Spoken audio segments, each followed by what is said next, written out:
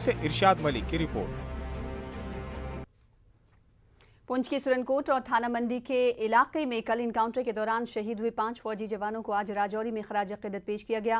फौज और सिविल के आला अफसरान ने गुलहाए अक़ीदत पेश किए और शुहदा को खराज अक़ीदत पेश किया। मादरे वतन की खिदमत करते हुए अपनी जान का नजराना पेश करने वाले जवानों को सलामी दी गई। बाद में जवानों की जज्द खाकी को उनके मुताल्लिक़ा आबाई मकाम रवाना कर दिया गया।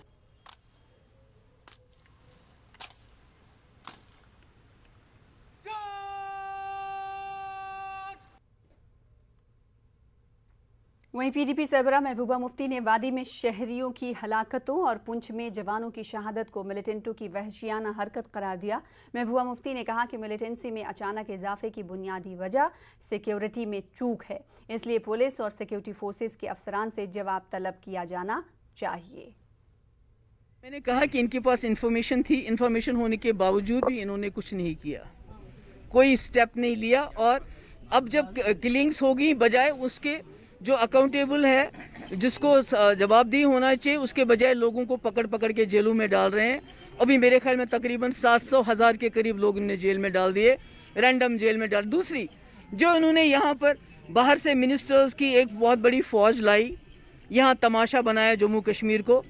उनके साथ सारा सिक्योरिटी ग्रिड था, सारी सिक्योरिटी उनके पीछे लगी हुई थी, उनको जगह जगह लेके जा रही थी। कोई घुड़सवारी कर रहा था, कोई पहलगाम में सैर सपाटा कर रहा था, कोई गुलमर्ग में सैर सपाटा कर रहा था।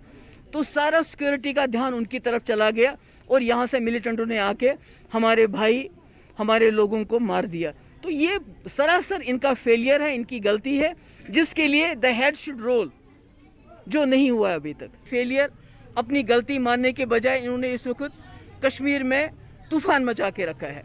जो मिलता है उसको पकड़ लेते हैं, जमात इस्लामी के नाम पे, पत्थरबाजी के नाम पे, ओवरग्राउंड वर्कर के नाम पे। हम इन्वेस्टिगेशन के खिलाफ नहीं, इन्वेस्टिगेशन बेशक करें, मगर इस तरह एन ब्लॉक जो ये लोगों को पकड़ पकड़ के जेल में डाल रहे हैं, उसके हम खिलाफ हैं।